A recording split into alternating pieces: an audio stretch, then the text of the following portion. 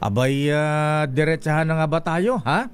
Kasi anim po ang inulat na nasugatan matapos bumagsak ang hindi naman buong tulay. Ayan, yung isang bahagi po ng Maria Cabagan Bridge sa Isabela kagabi.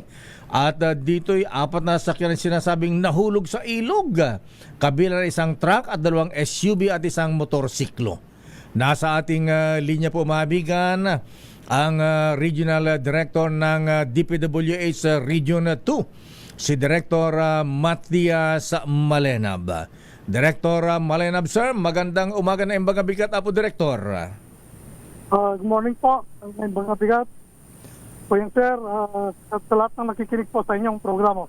Ayan, abay, Director Malenab, kuyang sir, ano po anyari, ha? Bakit bumagsak po ang bahagi ng tulay ng Cabagan Isabela?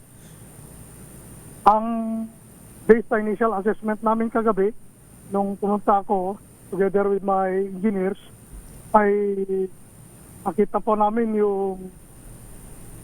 yung isang dump truck na probably yung the cause of the pagbagsak ng ating tulay. At ito ay nakita namin nagkarga ng mga boulders. At in our calculation, we approximated na kumakarga ng mahigit 100 tonelada. Wow. Yung dump truck na yun, pati yung kanyang weight ng sasakyan. Apo. Director Malenab, sir, bagong gawa po ba ito? Ayan, overweight po ba yung sasakyang dumaan, yung dump truck, o hindi kaya mahina ang pundasyon na nasabing tulay, Director, sir? Unang-una po ko yung sir, wala pong problema sa foundation. At yun lang po ang wala na kaming nakikita ng ibang post, kundi yung overweight siya. At ito po ay hindi pa open. Although completed na po siya, hindi pa siya lubos na pinabuksan. Dahil ongoing pa yung mga minor na painting, may mga nagtatrabaho doon. Although completed na po siya as of this February. Wala na pong major works na ginagawa. In fact, open na siya sa light vehicles po. Director Malenab, sir, ang sabi po ay isinara ito for the meantime dahil ni-retrofit. Ayan, ano po ha? Ano po ang naging dahilan bakit po ni-retrofit? Medyo humina po ba? Nagkaroon po ba ng mga defect itong tulay? Yes, Apo. Based sa information which I gathered sa mga engineers ko, dahil ako po, sir, nung November lang po ako nandito, na-assign sa Region 2. At based from nakausap po ng mga engineers namin, ay na-retrofit po ito dahil nag-change po tayo ng design code.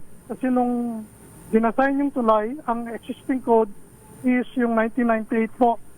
And then because of the series of earthquakes na nangyari noon, in-upgrade niya to 2015 na latest updated code na ginagamit na po natin. So yun po ang dahilan, kaya nag-retrofit tayo. And kung mapapansin po natin po, including all other bridges nationwide, nagre-retrofit tayo po. Ayan. Director Malenab, sir, di po ba yung mga tulay po may sinasabing limit nung bigat na mga sasakyang dumadaan? Meron po bang, ilan po ba ang tonelada ang limit na pwedeng dumaan dito sa may Santa Maria Cabagan Bridge dyan sa Isabela? Ang standard natin po is maximum 45 tons. Ito rin ay base na rin sa ating RA 8794, yung IRR natin, na ang gross vehicle weight ng vehicle is should be nasa 45 tons lang po. Kung Yung RA 9784 natin. Kung 45 tons, 794. kung 45 tons po ang limit ng capacity ng daang ng truck na dapat dumaan dyan, Director Malenab, sir, itong dump truck na dumaan, gaano kabigat po yung dala-dala nitong ano ba yung mga karga nitong dump truck na sabi nyo ay super bigat? Basta sa competition namin po, ito ay may bigat na 87.39. Wow. Yung Halos karga pa lang doble. yan, plus 15 tons pa na standard na vehicle weight. So 102.39 tons yung lumalabas na calculated gross vehicle weight ng sasakyan po. Ayan, kasi ang iniisip ngayon na Director Malenab sir ang una impression hindi kaya substandard yung gawa ng tulay kasi ginastos ito ng halos 640 million. Bakit bumagsak ka? Hindi naman po substandard yung tulay Director Malenab sir. Hindi naman po sir, kasi ito naman ay was constructed based on plan and specification at yung mga testing naman ito ay pumasa naman po. Wala naman po naging problema. At yung pong contractor, sino po ba ang contractor nito, Director Malenab sir? Na supervise po ba ng maayos ng DPWH? Baka mamaya ay hindi po matibay yung mga ginamit dito sa tulay. Ang contractor natin dito, sir, ay si RB Interior Junior Construction. Ay taga rito din po. Kaya I'm sure na ginawa niya lang mabuti kasi taga rito siya. Ayan na. So ano po ang pananagutan ngayon na Director Malenab sir, itong truck na dumaan na naging sanhi po ng pagbagsak ng tulay? Ongoing yung assessment pa namin kasi kararating lang ng mga engineers natin from Bureau of Design and Bureau of Construction from our central office para ganon ay i-assess mabuti ano yung cause of failure ng ating structure because of that overweight. So in a few days we will issue yung mga important na data regarding this incident. Ayan, lalo po project pala ito ni na